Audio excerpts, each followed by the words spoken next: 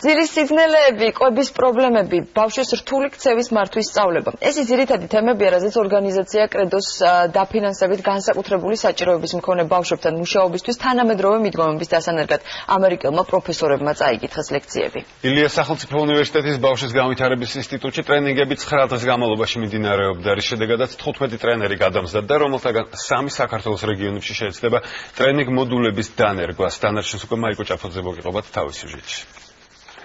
10 წლის გულგასაცვის თამაში ახლა უფრო საინტერესოა.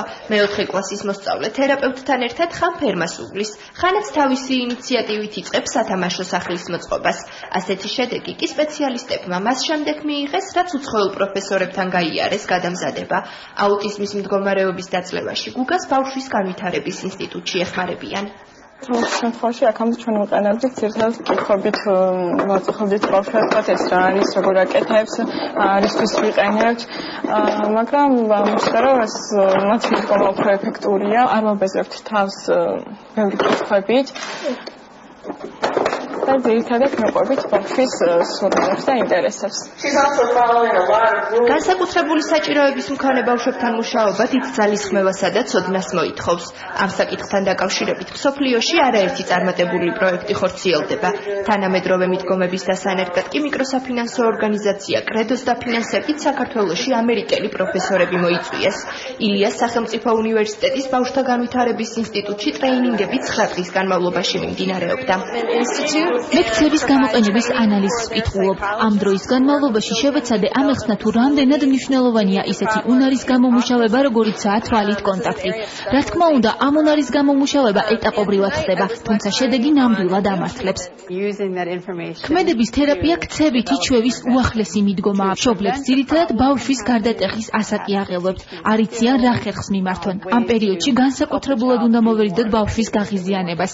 აუცილებელია მას მაქსიმალური კომფორტი შევუქმნათ. არ დავაძალოთ ჭამა, მეცადინეობა, სეირნობა. არ შევაწუხოთ ზედმეტი ყურადღებით და შევუსრულოთ ნებისმიერი თხოვნა. ძილის სიძნელეები, კვების პრობლემები, ტუალეტის ჩვევის ათვისების სტრატეგია და ბავშვის რთული ქცევის მართვის სწავლება. ეს ის ძირითადი თემებია, რაზეც სინტია ანდერსონმა და ჯოდი პოლაჰმა წაიკითხეს ლექციები. თეორიის გარდა ამერიკელებმა ქართველ სპეციალისტებს პრაქტიკული ცოდნაც გაუზიარეს.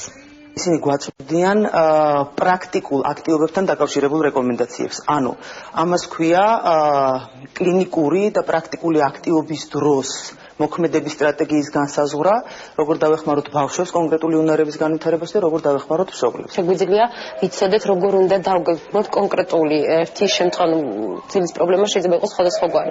და კონკრეტული ერთი შემთხვევა, როგორ უნდა დავგეგმოთ, საიდან უნდა დავიწყოთ, ინტერვიუ იქნება ეს, ჩარევა, გარემოს მოწყობა, თუ მსგავსი რამ.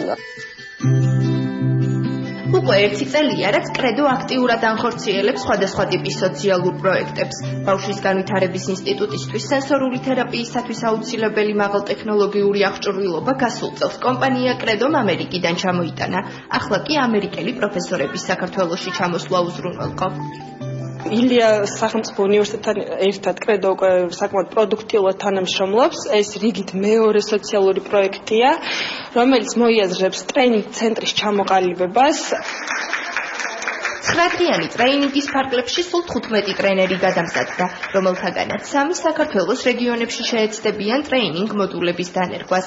მსგავსი ტიპის აქტივობები ბავშვის განვითარების ცენტრში შემოდგომაზეცაა დაგეგმილი. პროექტს ისევ კრედო დააფინანსებს.